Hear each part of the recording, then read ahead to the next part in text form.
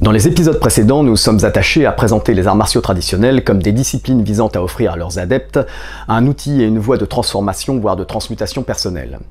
En puisant dans les trois courants de pensée de leur culture, le confucianisme, le bouddhisme et le taoïsme, les Chinois et les Japonais ont fait des arts de la guerre un moyen de transmettre l'enseignement des lois auxquelles sont soumises toutes les choses existantes dans l'univers.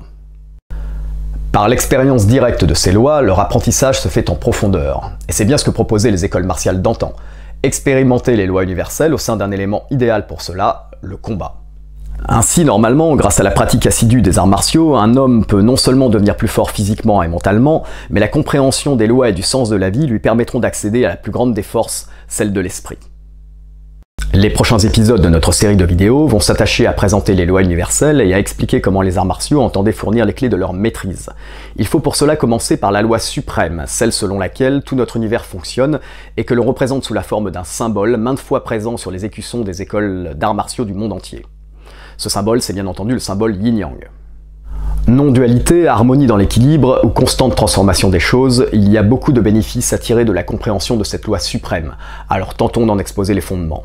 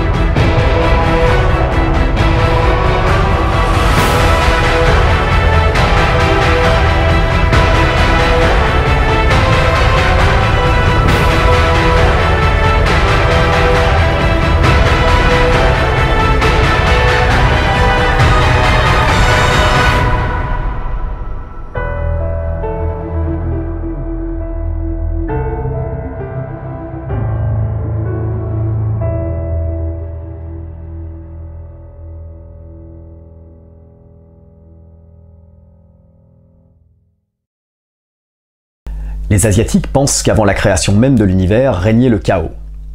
Il faut retenir dans le terme chaos l'absence d'ordre, la confusion, et se détacher de la conception occidentale qui, elle, retient principalement la notion d'agitation. Pour les Chinois, l'absence d'ordre, c'est l'absence de différenciation. Sans différence, on ne peut rien définir. Ainsi, pour représenter leur vision du chaos, les Chinois ont adopté le symbole d'un cercle vide qu'ils ont nommé Wuji. Ce cercle définit un ensemble, une unité. Le vide, lui, représente le plus haut degré vibratoire, l'énergie la plus pure et la plus puissante, la lumière ou encore l'amour. En conclusion, les Chinois nous disent qu'avant la création de l'univers, le grand tout dont nous faisons partie n'était que lumière. Puis, dans ce vaste vide, s'est manifestée une intention. Retenez bien ce terme, il est l'un des plus importants si vous êtes pratiquant d'arts martiaux. Il s'est donc manifesté, sous la forme d'un souffle, l'intention d'expérimenter au sein de cet ensemble le contraire de ce qui était, c'est-à-dire le contraire de la lumière, ou en d'autres mots, la densité vibratoire la plus basse. Le souffle a entraîné une différenciation sur l'étendue de pure lumière. Si vous soufflez sur le dessus d'un verre d'eau, qui pourrait représenter le Wuji, vous observerez une onde. L'onde est une courbe sinusoïdale qui représente des creux et des sommets. Les creux et les sommets se distinguent, mais sont indissociables car ils appartiennent à la même substance sur laquelle le souffle s'est manifesté, exactement comme le côté pile et le côté face d'une même pièce. Pour que la pièce existe, elle doit avoir deux côtés. Ainsi, ce qui est au sommet de notre courbe sinusoïdale a été déterminé comme étant de nature positive, ou pour les Chinois, de nature yang. Bien qu'il signifie ici au-dessus, le terme positif est juste un repère, il nous permet de faire la différence avec ce qui est dans le creux de la courbe, en dessous, et qui a été déterminé comme étant de nature négative, ou pour les Chinois, de nature yin. Notre univers s'est donc créé à partir de cette différenciation entre la partie du grand tout qui est restée pure énergie et la partie qui s'est densifiée en vibration pour former la matière. Tout ce qui existe dans l'univers existe parce qu'il obéit à cette loi. Toute création émane d'abord d'une intention entraînant une différenciation dans les fréquences vibratoires de l'énergie. Ce souffle est nommé Taiji par les Chinois. C'est le même terme que l'on trouve dans Tai Chi Chuan, la boxe du Taiji. Vous savez, le fameux art martial à la mode que les Occidentaux nomment vulgairement Tai Chi, dont ils ne comprennent pour la plupart pas la signification et qu'ils résument à une simple gymnastique douce de santé. Le Taiji représente pourtant pour un homme la puissance de son esprit qui, par sa force, va influencer la matière et engendrer une création. C'est, il me semble, le but ultime pour un artiste martial, vaincre la matière par l'esprit. Si l'homme veut que sa création soit harmonieuse, il devra veiller à maintenir l'équilibre entre le yin et le yang qui la composent, et ce en fonction du fait que rien n'est immuable dans l'univers, et donc que tout se transforme perpétuellement. Les choses naissent, évoluent, arrivent à maturité, déclinent et meurent pour renaître sous une autre forme. En Chine, le terme Taiji représente la poutre faîtière qui soutient tout un édifice. Cela prouve que la puissance de l'intention est bien le principe suprême qui engendre toute création.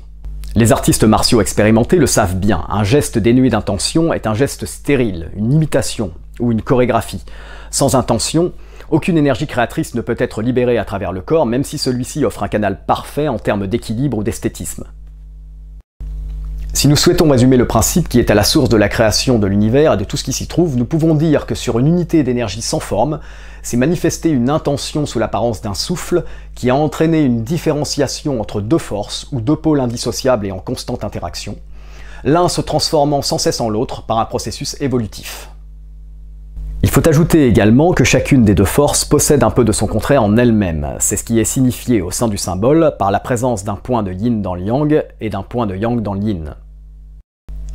Notre existence est donc entièrement soumise à cette loi des opposés indissociables, ce qui veut dire qu'une chose n'existe dans l'univers que parce qu'il existe son contraire. On ne peut parler de la nuit que parce qu'on peut faire la différence avec le jour, et il en va de même pour tout.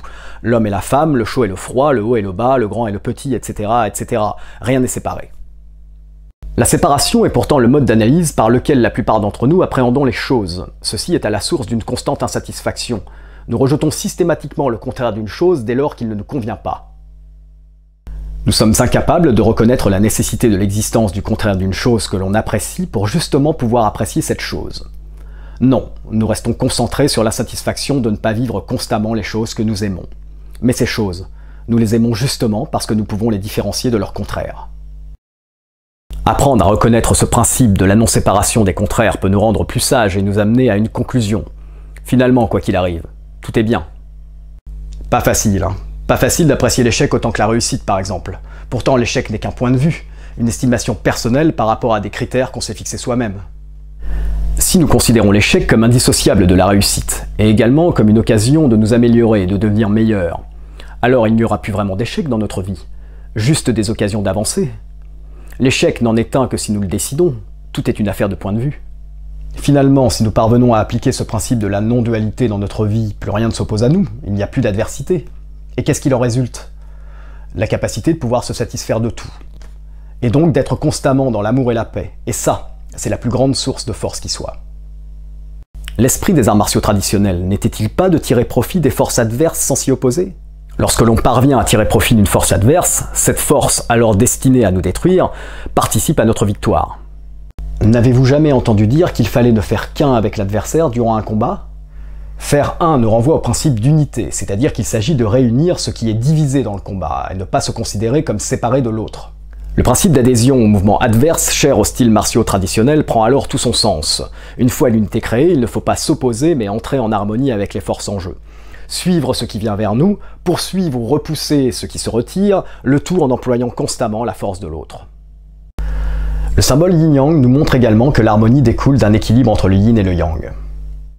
Cette harmonie est représentée par un S entre les deux pôles. Un S est bien une ligne sinusoïdale qui nous montre comment l'énergie circule de manière optimale dans la matière. Cette ligne n'est pas une ligne de séparation, mais un point d'équilibre entre le yin et le yang. C'est bien pour cette raison que les postures et les mouvements des arts martiaux ont été constitués avec une constante recherche d'équilibre entre les principes avant-arrière, haut et bas, gauche et droite, attaque et défense, souple et rigide, dur et doux, plein et vide, et c'est à travers le mouvement spiralé ou torsadé que l'ensemble des techniques martiales ont été construites. Une spirale, vue de côté, est une ligne sinusoïdale en 3 dimensions. On dit d'ailleurs dans les arts martiaux que le symbole yin-yang devrait être considéré comme étant lui-même en 3 dimensions. Lorsque l'intention, l'équilibre et la spirale sont réunis dans un geste technique et dans une matière épurée, l'énergie peut circuler harmonieusement, encore faut-il que cette intention soit émise dans un esprit clair. Il faut également concevoir le symbole yin-yang comme étant constamment en mouvement et donc en rotation.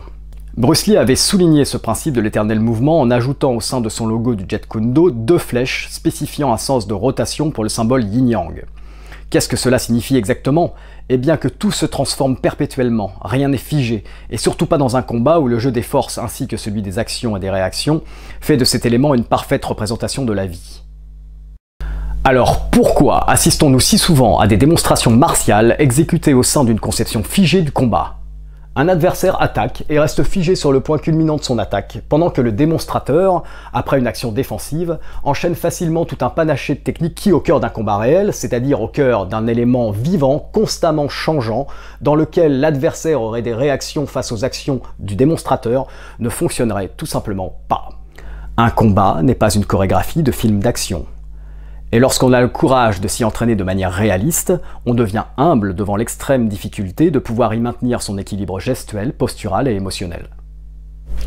Même si la dimension artistique des arts martiaux implique une notion d'esthétisme, celle-ci ne doit pas transformer la pratique en une vision idéaliste et surtout irréaliste du combat faisant abstraction des réactions, des adaptations et des changements perpétuels qu'il exige. Est-ce le cinéma qui a contribué à faire naître ce mouvement mensonger qui consiste à démontrer des mouvements d'autodéfense sur un partenaire coopératif par son absence de réaction? En tout cas, les démonstrations de ce type sont légion et les masses crédules sont impressionnés. L'imposture fonctionne à merveille, à croire que l'on est tellement coupé de la nature et de son fonctionnement que l'on a perdu le bon sens. Comme je l'ai dit au début de la vidéo, cette loi de l'éternelle transformation implique que les choses naissent, évoluent, arrivent à maturité, déclinent et meurent pour renaître sous une autre forme. C'est un cycle. La nature est faite de cycles. Refuser ce principe, c'est vivre dans une illusion. Les arts martiaux traditionnels nous invitent à reconnaître cette vérité à travers un enseignement qui dit que lorsqu'on est jeune, on a l'énergie, lorsqu'on est adulte, on a la technique, et lorsqu'on est vieux, on a la sagesse. Ce constat nous apprend à pratiquer dans l'optique de pouvoir le faire le plus longtemps possible, avec la conscience qu'on ne peut pas pratiquer à 60 ans comme à 20, et qu'il faut sans cesse réadapter son entraînement afin de pouvoir pratiquer jusqu'à 80 ou même 90 ans. Par le biais des enseignements liés à la culture de l'énergie vitale, les arts martiaux nous transmettent que la mort fait partie de la vie, mais que celle-ci n'est qu'une étape vers autre chose. Toute notre vie est conditionnée par la peur de la vieillesse et de la mort. Un artiste martial emploie sa vie à préparer sa mort, c'est-à-dire qu'il apprend à l'accepter non pas comme une fatalité, mais comme la fin d'un cycle et le début d'un autre. Si la matière meurt, il semblerait que l'esprit, lui, demeure, et c'est pourquoi les écoles martiales traditionnelles mettaient en avant la nécessité de pratiquer les arts martiaux non pas pour devenir un grand destructeur, mais pour purifier le corps et nourrir l'esprit. En conclusion, je souhaiterais simplement rappeler 2 célèbres maximes martiales. L'une dit qu'il faut comprendre la théorie de ce que l'on fait, et l'autre que les principes du yin et du yang doivent être compris. J'ajouterais que si les leçons du dojo ou du Kwon ne sont pas transposées dans la vie, l'entraînement aux arts martiaux ne sert à rien. C'est bien pour nous aider à mieux vivre notre existence qu'ils ont leur raison d'être. Leur vocation est donc de nous apprendre à vivre, de nous entraîner à nous rassembler nous-mêmes au sein d'une unité corps-esprit et de nous permettre ensuite de nous unir aux autres dans la paix et l'harmonie. Retourner à l'unité originelle est la seule quête. Allez, quelques livres pour terminer. Tout d'abord, le Tao du Kung Fu, de celui sans qui les arts martiaux ne connaîtraient pas aujourd'hui l'engouement qu'ils connaissent, le célèbre Bruce Lee. Rédigé en novembre 1964 en guise de mémoire de philosophie pour l'université de Washington, ce texte traite du symbole yin-yang et de son lien avec la vision martiale chinoise. Nous ne pouvons parler du yin et du yang sans parler de la Bible du taoïsme, le Tao Te Ching que l'on attribue à Lao Tse et qui plongera tout artiste martial digne de ce nom dans de grandes réflexions qui aboutiront assurément à de grandes prises de conscience ou de tête. Et enfin, la chronobiologie chinoise de Gabriel Faubert et Pierre Crépon. Donc ce livre vous permettra d'accéder aisément à la vision chinoise des cycles de la nature, de ses liens avec la médecine traditionnelle chinoise et les arts martiaux. Voilà, il ne me reste plus qu'à vous souhaiter, comme d'habitude, un plein épanouissement dans vos pratiques et à vous remercier d'être de plus en plus nombreux à suivre cette série de vidéos. A très bientôt.